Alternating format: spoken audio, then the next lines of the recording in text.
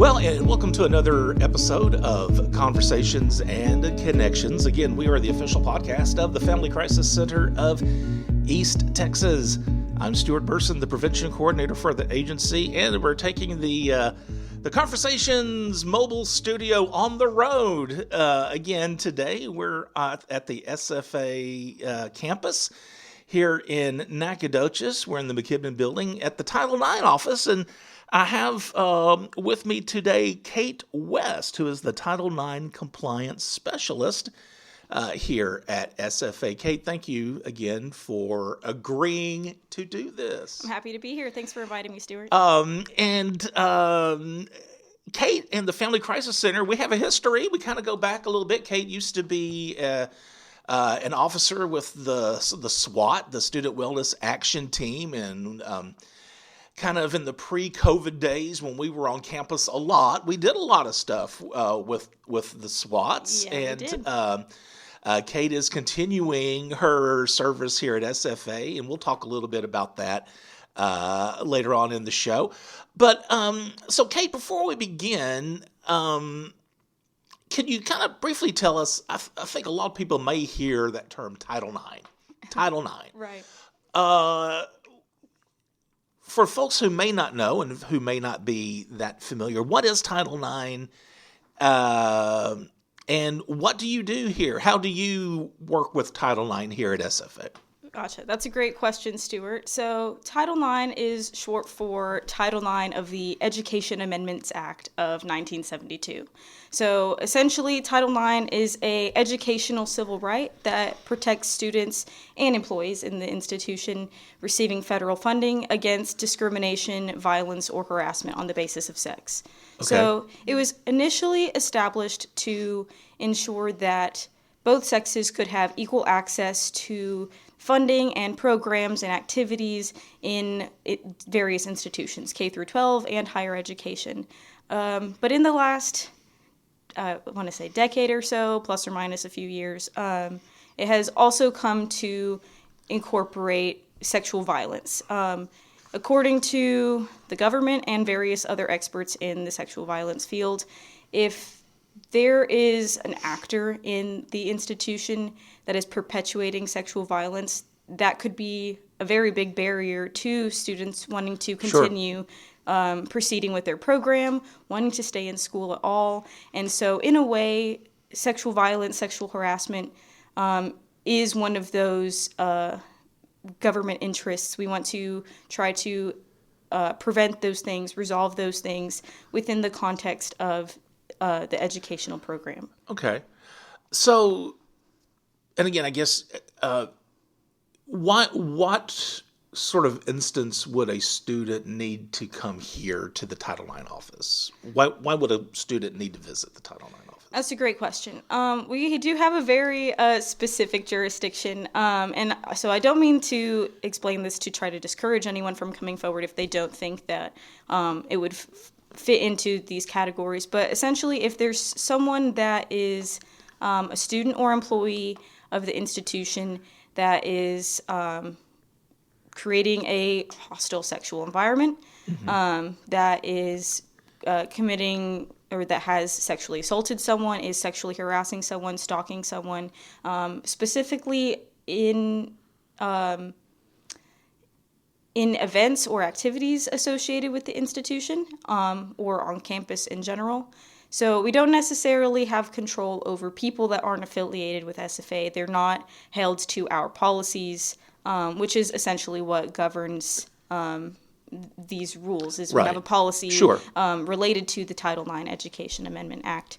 So we can't hold people that aren't affiliated necessarily to our policies or other entities outside of SFA. Yeah. But if there is ongoing harassment that is seeping into the educational programs or activities, so if actor that's not affiliated comes to campus and is committing ongoing harassment, that might be a Title IX issue. Right. So it's a little gray, and there's a whole rubric that we have to go through in order to make those kinds of assessments. But essentially, that's the goal, is to try to resolve issues of a sexual nature that is going on within campus programs and activities. Well, I was just kind of wanting you to kind of talk a little bit about that because, again, I think a lot of people and a lot of students probably hear about the Title IX office. We're here to help you.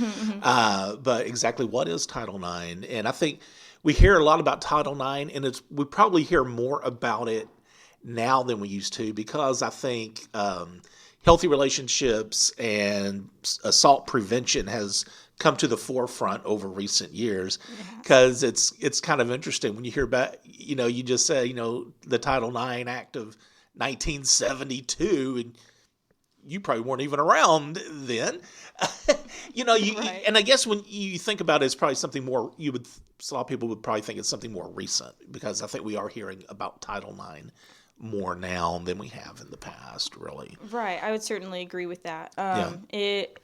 Like I said, it was initially enacted for completely different reasons than what it and that's something else that's really interesting, too. Right. So it definitely has become more of a hot button issue. You're right. A lot of people are a little bit confused about what exactly that is. So I'm glad that, this was the first thing that we decided to cover in this conversation. Well, and that brings me, I guess, okay, so to the next topic I want to talk about, kind of what we're here for. April is Sexual Assault Awareness Month. And again, here at SFA, and you don't have to talk about SFA specifically, but how big of an issue are sexual assaults on college campuses today? I know that's a very wide net of a question, so to speak, but how big of an issue do students face when it comes to that when they're on campus? That's a great question.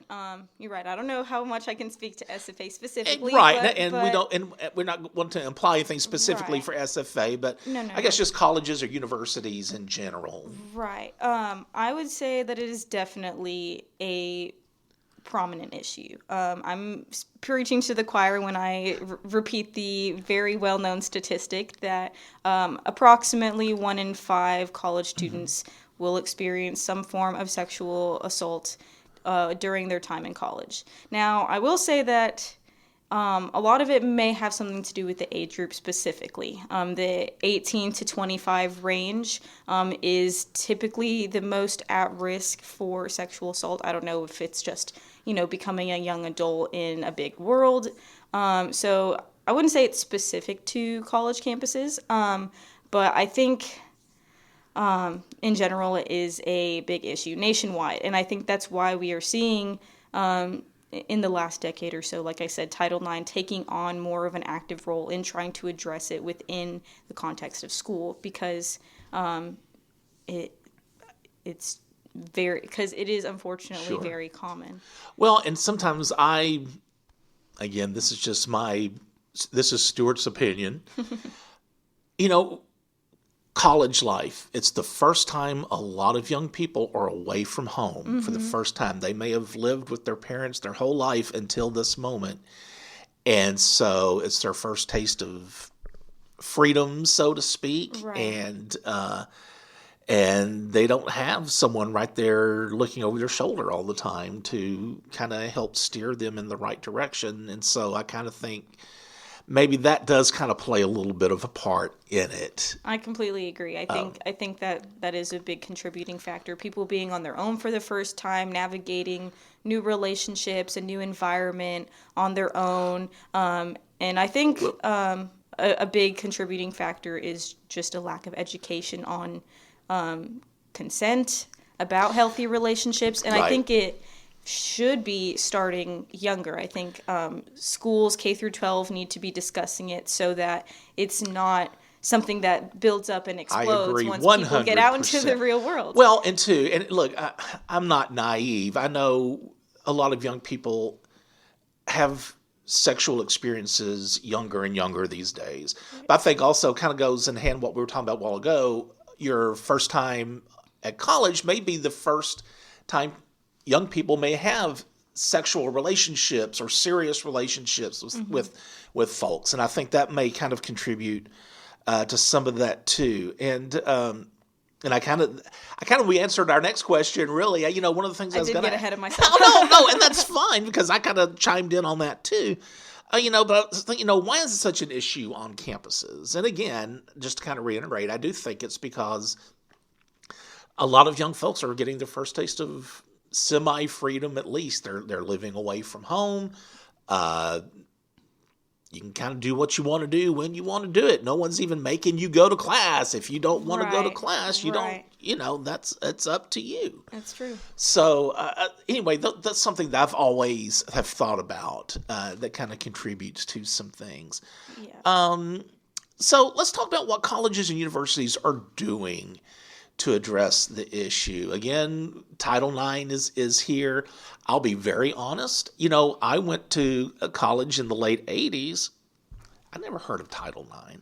Of course, then it was probably, Title IX was more what it was originally intended for, was more like equity and sports, making sure men and women have the same opportunities right. For things like that. I don't think even then in the late 80s, Title IX was taking on the same purpose or meaning as it does now. Agreed. But I kind of know some of this, being with the Family Crisis Center and working with the Title IX office at SFA. But let's kind of talk about what colleges and universities are doing to kind of address the issue, maybe help educating students and things like that. Yes, I'm happy to talk about this one because you're right. I mean, Title IX, or as we're talking about earlier in this conversation, Title IX, the role of it, the purpose of it has changed over time. Right. And so I think that's very much reflective of not only individual universities trying to take a more active role, but about our federal government trying to take more steps to address these things in a systemic way. And so more to that, in the state of Texas, there has been legislation in the last couple years that mandates that all employees of the university that aren't counselors or healthcare professionals have to report to the Title IX office if they hear anything that could be related to a Title IX related issue. And this legislation, I think, was pretty controversial, or maybe not. There were some people that strongly agreed with it and some people that strongly opposed to it. But I think that in general, sexual assault is the most underreported crime. People don't come forward and talk about it as often as maybe they should.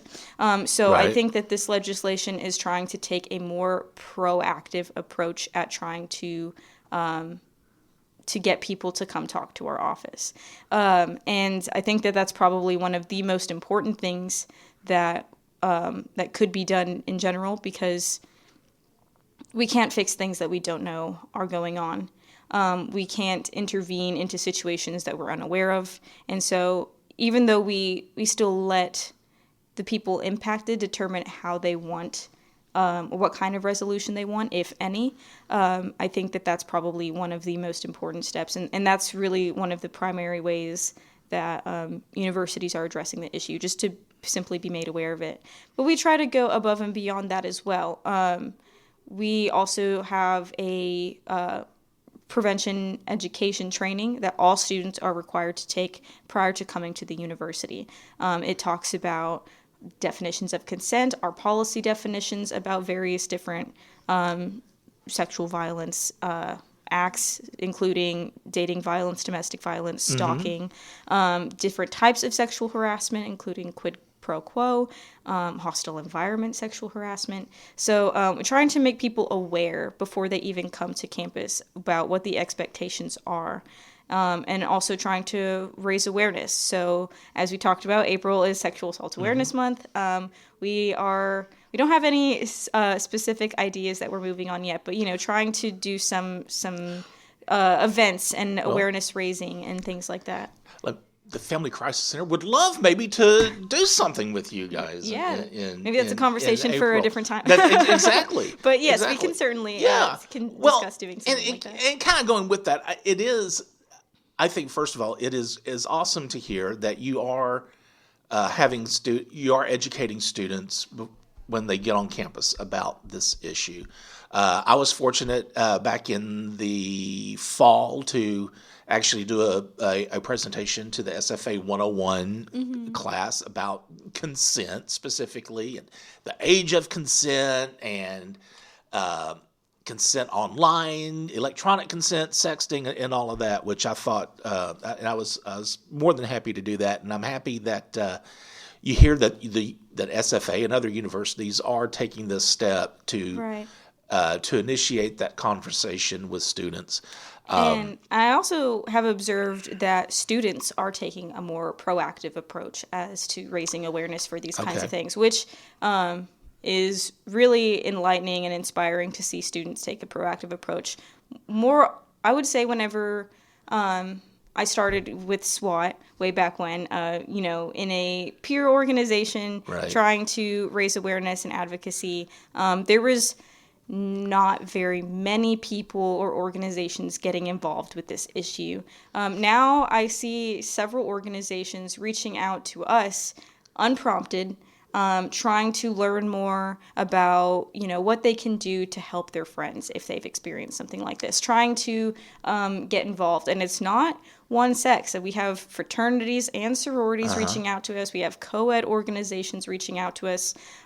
There's just people all over campus that genuinely want to learn more. And so I don't know if it's a cultural shift that is going on with this generation or what exactly it is, but I have noticed that there is more of an effort from students themselves to try to get more involved and learn more and be the change. Yeah. I want to ask you this, and I don't know if you want to take it from today or maybe several years ago when you were in an undergraduate in SWATs. But when you were out doing tabling events and passing out information about healthy relationship and sexual assault prevention, how was that message received from just your average student passing by? You're saying, hey, come learn about this important information. Were they receptive? Were they kind of like, oh, no, I'm good? Did they know how to react to it? This is a good question. I would say it's then and now still not a topic that people are eager to discuss. Sure. So, and I get that. Right. So tabling is one of my favorite ways of outreach because you can reach all kinds of different people. You can talk to them just briefly. It's harder to get people to come to events on their own time. I've learned from experience, but for tabling, I'd say overall, I think people are receiving the information a little bit more easily now. It's not really surprising or taboo necessarily anymore. It is still sensitive, but people aren't as afraid to hear those words as they used to be. And I think it's because it's becoming discussed a little bit more frequently than perhaps it was a few years ago. I always found it interesting, and you may want to chime in on this from the tablings that you have done, but, as far as the Family Crisis Center goes, we've had tables at student orientation where the parents are with the students, right? And we're a table amongst many organizations and things, right? And it always seemed like, and this has always been a topic of conversation at our office, when you have a student with their parent, the parent, when they see what we, as far as like the Family Crisis Center and the information we're providing, which is, hey, we have an office here on campus. We are providing these services. We hope you never need us, but we are here. Right. We didn't talk about relationship violence, and we're here for counseling and all that. Parents will either devour that information, give me everything you got because I want my kid to know about this, or they will look like they don't even see us. And I don't know if that's because they just don't want to face reality or what. But you know what I'm saying? It's like they either want everything we can offer them and, yes, fill up my bag with all this information, or, oh, no, we're okay. Right. And it's also, if it's a male student, they automatically are less likely to, oh no, we don't need any of that. Right, I completely agree. I've seen you at orientation, and our experience has been pretty much exactly what you're describing. Yeah. People, in passing, they feel like, I will never need information about that. I am completely uninterested in learning And we hope about it. you will never need it. Exactly, and we even say that exact line to people whenever they Right. come by. We hope Right. you never have to see me again. Sure. Truly. But if you do need us, we are here. And you're right, to what you're saying about male students as well. I feel like male students, as soon as they come by the table, they assume that they will never need our services either, which just isn't true. Right. And so it can be disappointing, I suppose, that some people want to turn a blind eye to such an issue. But I also understand, it's not something people want to think about until they have to think about and it makes which you is wonder. unfortunate because because then if something does happen, God forbid, then will they even know where to go? And sometimes I wonder if we catch parents off guard. We're coming to orientation, so we're going to find out about, the services the university provides and clubs and organizations. Whoa, there was a family crisis center talking about sexual assault prevention. And I think maybe sometimes we do catch parents not prepared to think about that aspect of campus life, which unfortunately is something you need to think about, right? Right, exactly. I think our office, or me specifically, have tried to advertise our services or explain our office in a way that doesn't exactly use the scary words of sexual assault, because that tends to, put everybody on edge. We try to use language about how we are protecting and enforcing civil rights laws, try to make it more empowering in nature, just like the way that we talk about it. That way it doesn't sound as jarring, whenever you're not expecting it at student orientation. Exactly. And I think that may help a little bit, but then I don't know, eventually people do ask more questions about, so what do you mean by this exactly? Right. It's like, okay, well. Let's talk about the reporting of assaults on campus. And again, I'm not necessarily talking specifically SFA, but just colleges and universities in general. Do you think instances of assault are being reported as they should be? Or do you think there's underreporting that happens? I definitely think underreporting is a huge issue, and it is, and there's dozens of reasons for this. Self-blame and guilt are very common amongst people that have been impacted. Stigma about, what will people think, is still unfortunately very common. Not knowing how to report. And I want to say that, I think I can say this. What I've noticed is a lot of people that have been impacted have said that they simply just want to forget about it. They don't want to deal with it any further. They want to block it out. They want to move on with their lives. They don't want to report it. They don't want to. Oh, and there's always the fear is very common of retaliation. What will they do if they find out that I've reported? Especially if we don't impose disciplinary action immediately in our process. We have to investigate it before, considering possibilities of suspension or expulsion or transcript marks. So people worry about, what am I going to do in that meantime? This person knows that I've reported them. Are they going to take it out on me? Are they going to retaliate? So there's a bunch of reasons why people are reluctant to come forward. And at least the Title IX best practices nationwide is to try to address all of those things and to make all of those things well known, like about our anti-retaliation policy and our no contact protection orders, things like that.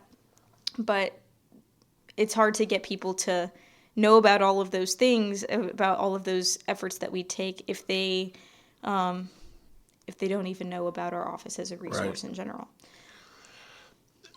What would you, have students do or suggest what students do. If we have students who are listening or parents of students who are listening, what can students do to address this issue? If they want to take a stand or be active on campus, and we can specifically talk about SFA if you want to, but a student that kind of wants to ensure that the environment for them and their fellow students is safer, what can students do? First and foremost, if there's someone that's experiencing anything of this nature, any of the things that I've discussed, sexual assault, sexual harassment, stalking, dating, or domestic violence, strongly recommend and cannot say it enough, report it. Report it, report it, report it. Because even if you are one of the people that doesn't want anything to do with it, just wants to move on with their life and doesn't need any kind of supportive measures or help navigating campus life, there could be other people experiencing the same thing from the same alleged individual. And the more information we have, the better. And at the very least, you can let me tell you about what our office can do for you and make that decision for yourself instead of being afraid that, we're going to do this or that, or we're not going to do this or that. We can have that conversation at the very least. And we're not going to tell the alleged initially that there's a report been made unless we're moving forward with some kind of investigation. We're not going to punish you or force you to tell me all of the intimate details of everything that happened to you all over again. It's just, at least in our process, seeing what we can do to resolve potential inequities that are now present in your situation.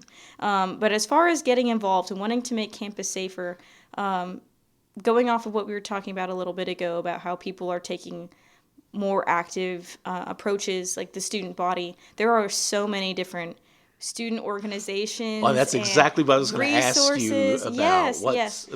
I don't know if you can name organizations, or if you can't, that's fine. But and if you can't, I understand. Well, there are a couple different organizations that are specifically for wanting to take an approach to this. Of course, the main one that comes to my mind is SWAT.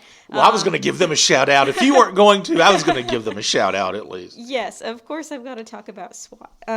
SWAT is how I came into this position, or what segued me into the field, the position I'm currently in. And I will happily talk about them again and again. Student-led peer organization that is wanting to discuss not only sexual assault and harassment, but also mental health issues and stress management issues, navigating college life, LGBTQ education and activism, all sorts of other things related to wellness, wellness in general. That's why it's called the Student Wellness Action Team. But also, like I said, so many organizations are taking it upon themselves to get involved, even if that's not central to their mission. And I don't know if I can name them specifically, but like I said, fraternities and sororities are voluntarily getting involved. We have other bigger organizations that aren't Greek life that are wanting to get involved. We have major specific groups from different colleges wanting to get involved, wanting to get trained. So it's really, if there's a student or an organization that's wants to bring it forward and talk about it as an issue, it's absolutely welcomed. It's something that the conversation's already happening about, and a lot of people are jumping in. So it's so really you can find so many different spaces in which you can talk about or advocate or learn about sexual assault, sexual harassment, sexual violence. Okay, excellent. So, Kate, before we go, I want to shift gears a little bit and get a little bit of a profile on you. Really briefly. I've known you now for a few years, right. So you're currently a graduate student. Tell us about what you're doing right now. I am a psychology graduate student here at SFA.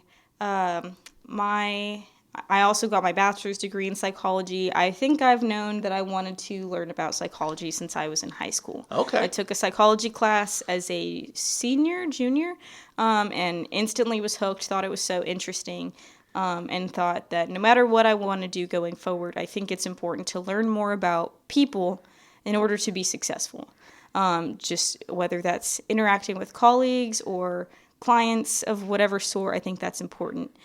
So, but in general, from like why this specific field. Yeah, and that's what what kind of attracted you to being an advocate for preventing relationship violence and things along that line. Well, I would say I don't know, as long as I can remember, I have always been the mom friend. I don't know if I have to define that term, but I think I know what you're talking about. Right. My friends, my siblings have always come to me in pursuit of guidance, support, and even in tough times related to sexual violence. And I've just noticed that it really happened all too often. I knew way too many friends, high school and in college, that have been impacted by this. Yeah. And so to see so many people that I love and care about go through this time and time again, and to realize that, I, with my psychology education, have, I guess, a skill for hearing tough stories be told, for reacting with empathy, and active listening. I just thought that this is where I can do my best work. Sure. I can hear people tell their story and try to offer support, no matter how well or not well I know them.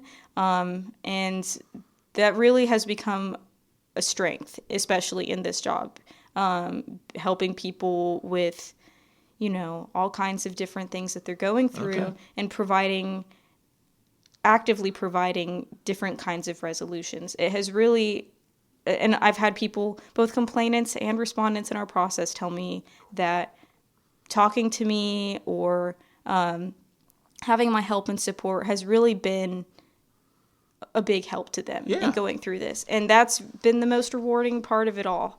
And so I've felt like I've been in a position like that for a long time. And so being in this position now, in this role as compliance specialist here, it just feels like a right fit. When are you looking to graduate?